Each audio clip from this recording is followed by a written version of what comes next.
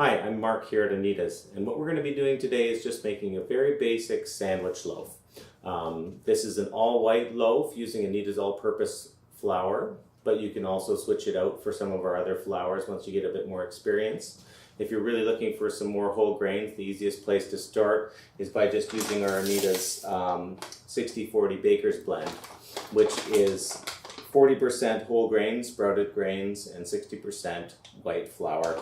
And it's easy just to swap that out if you're trying to get some more whole grains in there. There's two videos. One is showing a hand mix technique, and there's another video for a machine mix technique. If you're very new to it and you have a mixer, I'd suggest starting with the machine mixer if you really want to get a great result the first time. It's great to do it by hand as well, but if you're new to it, you might not get quite the same result. But feel free to go ahead and work on that. This is a great recipe because it's just got flour, water, salt, and yeast. That's it. It's totally basic, but you get a great loaf of bread. This is what we're going to end up with. A nice fluffy loaf of sandwich bread. Let's cut one open and see, just to give you an idea.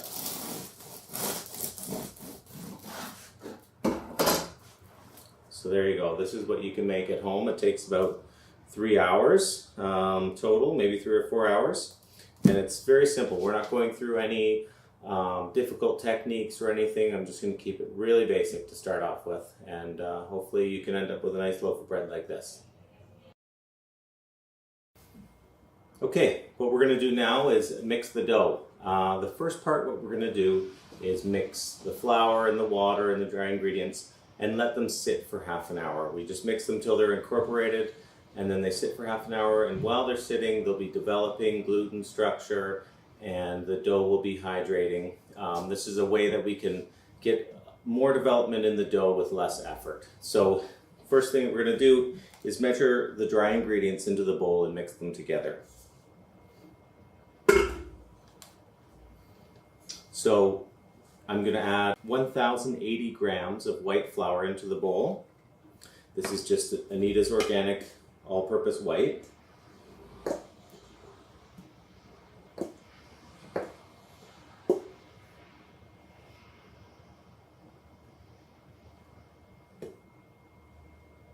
If you're off by a few grams, that's okay.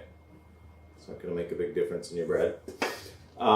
Here I've got 1.5 teaspoons, which adds up to around 5.5 grams of instant yeast. This is the small granules. Sometimes it's labeled quick rise yeast or fast yeast. The benefit of this yeast over active dry yeast is that you can add it right to the flour without hydrating it before. So it's a little bit easier to use. You use less of this than standard yeast, so you have to convert your recipe if you want to use this and your recipe calls for active dry yeast or the other way around. So you're going to add that. 22 grams of salt. Use fine sea salt. This is our Himalayan pink sea salt, but you can use any kind that you want here. And then you're just going to mix these together so that they're evenly dispersed. You want the yeast and the salt all to be mixed around in the dough evenly. Then we're going to add the water, zero the scale again, and we're going to add 700 grams of water. Now this is just slightly warm water. You should put your finger in and it won't feel too warm or too cool. Should kind of feel like nothing there. And then you're gonna add that right in, 700 grams.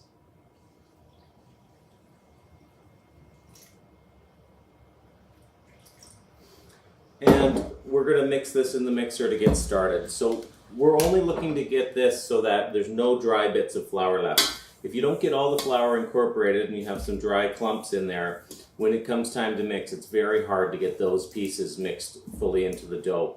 I like to just use the dough hook before it gets started and mix it around, because you've probably noticed sometimes when you use your machine, when you first put the dry ingredients in there, it just kind of spins around and isn't all that efficient in getting them incorporated. So I mix it around till we got a bit of a shaggy dough here before it starts. It's a little bit faster that way. Then we're going to put it in the machine.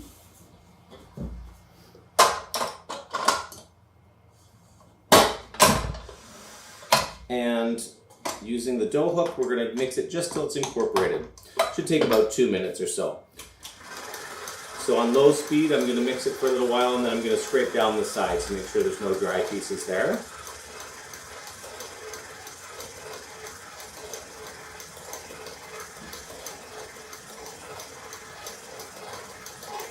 Once it comes into a ball, then we'll lower the bowl down and scrape it out.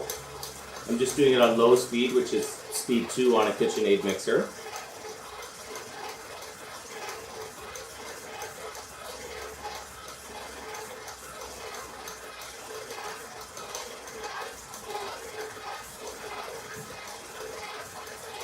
So now I'm going to scrape the bowl down just using a bowl scraper here. This is a very handy tool. You can use this to scrape down your bowls while you're baking. It's great for cleaning up the counter when you're done, or washing the dishes in the sink so you don't get your cloth all dirty. You can get all the dough off first with this, and then use the cloth after. So I'm going to go a little bit more. Still a few dry bits in there.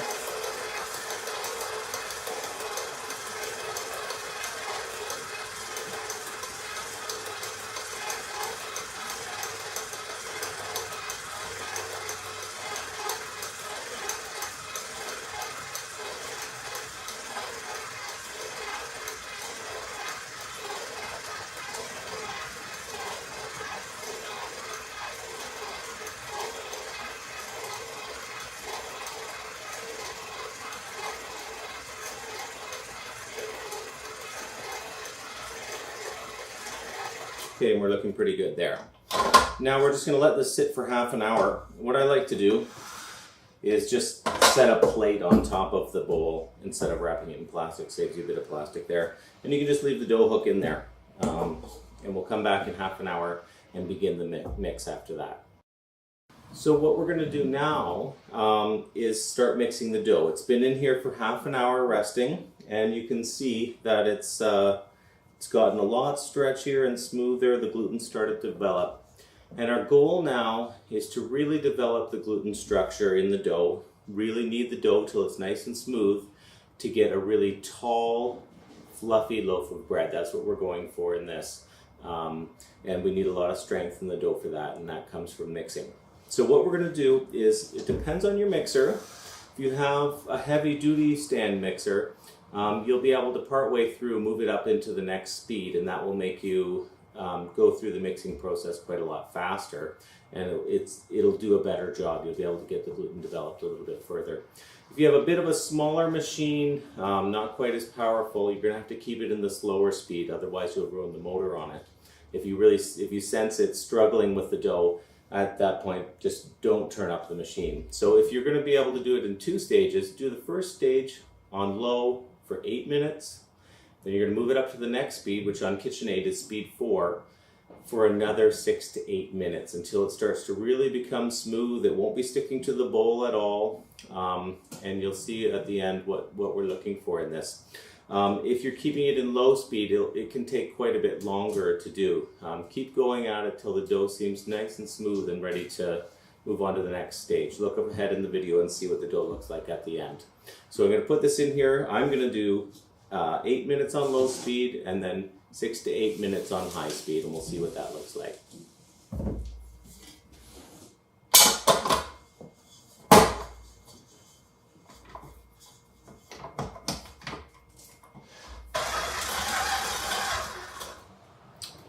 Okay, we're just wrapping up the mixing now. So what I've done here is I've mixed it at low speed for 8 minutes and then back on high speed for another 8 minutes.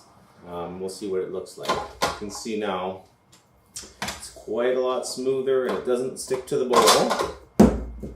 If you've done it all at low speed, you might not be able to get it quite to this consistency.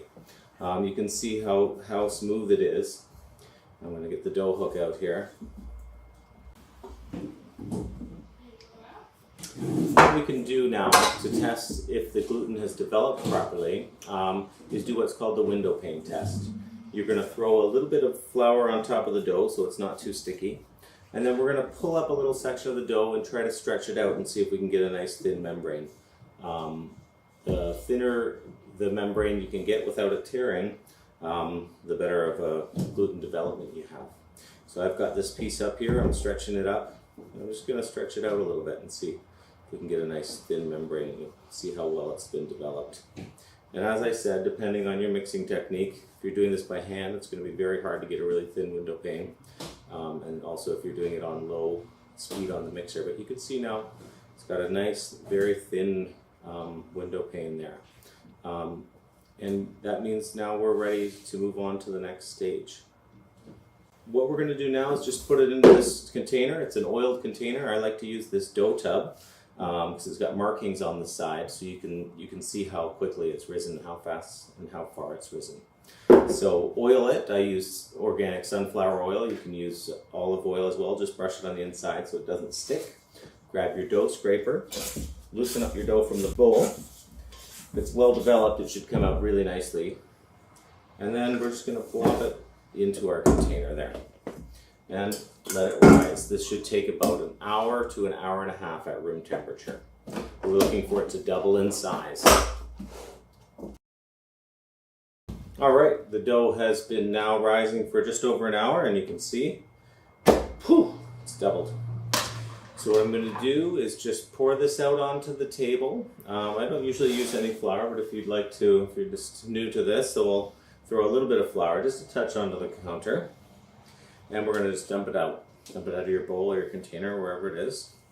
And we're just going to eyeball dividing this in two. You can use a scale if you want, but they won't be perfect this way, but that's totally fine. So I'm going to stretch this out into a bit of a rectangle so I can cut it in half into two squares. For this loaf, you may have heard of pre-shaping the dough. Usually what you do is you shape the dough into a round, let it rest, and then do the final shaping. But this is just a very basic recipe, and we're going to go straight to the final shape on this one. So I'm going to divide these roughly in two, using my dough knife, bench scraper. So it's probably a little bigger, but that's okay. And then for the shaping, I'm going to do something very basic for this. I'm going to get some of the gas out of the dough. I'm going to pull up and fold it in. Same thing on this side. Pull it up and tuck it in, and I'm left with a little rectangle here. And I'm just going to roll that up like a jelly roll. So I'm going to take this side, tuck it in, roll it and tuck it. And as I tuck it, I push it in here and it creates some tension on that side to give me a nice smooth surface. And then I seal it up. And in the end, I'm going to just roll the sides a little bit to get a nice round side. And then I have a nice loaf like that. And then I put it in my prepared 9x5" pan, which has been greased. And there we go. So let's do that again with this one here. So I'm going to stretch it up, fold it down, stretch it up here and fold it down. Now there's more complicated ways to do this. I'm just showing you a very basic way that's nice and easy if you're just getting started.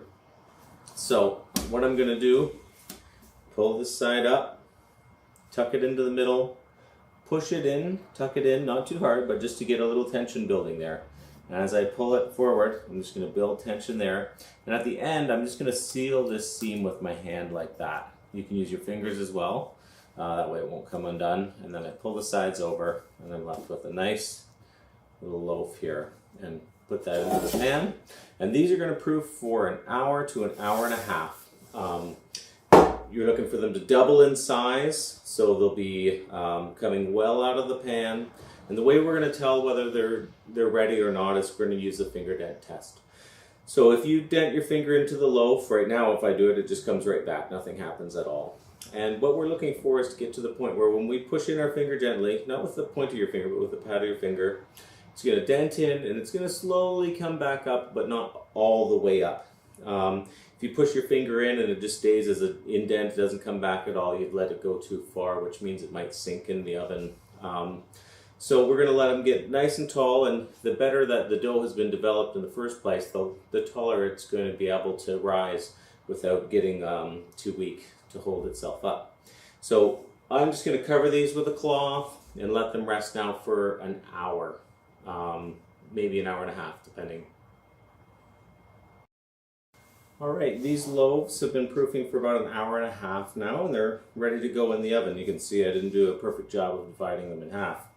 So if I press my finger into this loaf here, just gently, You can see it springs back, might be a little hard to see on the camera, and it's still leaving a little indent, and it's slowly sprang back to where I started. They're still pretty firm. They could maybe go a little bit longer. There, that one you can see it leaves a bit of an indent as I go, and it's slowly springing back. And that's good for these ones. You can see they've definitely doubled in size, and they're ready for the oven. Before I put them in the oven, I'm going to put a light egg wash on them. That gives it a little bit of a shine when it comes out, gives it a nice crispy, shiny crust. You can also brush them with a bit of water just before they go in the oven, or you can spread a little bit of flour on top of them if you want a floured look on top of them. Just really is about how you want the crust to look. But I like to just put a little light egg wash. And my egg wash is 1 egg and about an equal part of whole milk.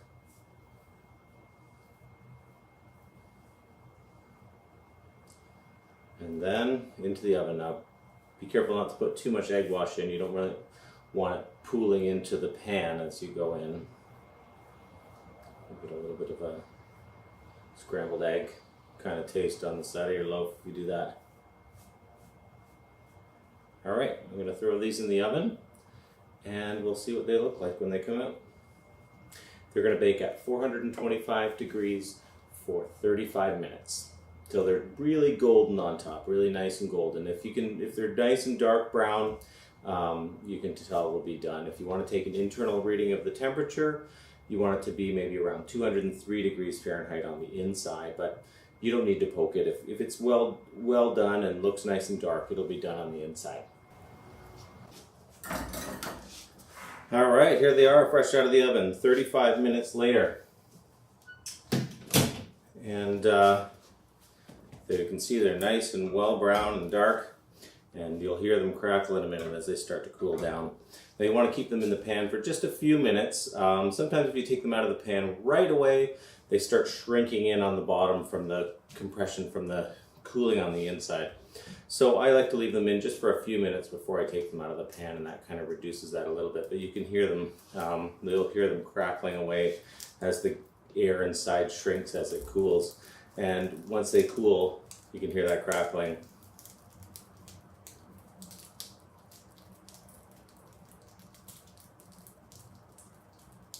And you'll see little cracks start to develop as they cool, and they shrink a little bit in the crust.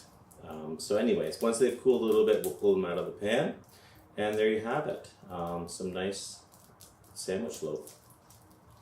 Okay, it's been a few minutes. You can see the tops have started to crack on the loaves. They're nice and crusty still. I'll hear that. That'll soften up as the steam escapes and softens the crust. Pull them out. You can see these pans are really nice. They come right out. And there you go. There you have it. That's a nice loaf of sandwich bread. Not too hard to make. Not too bad for a quick and easy loaf of bread.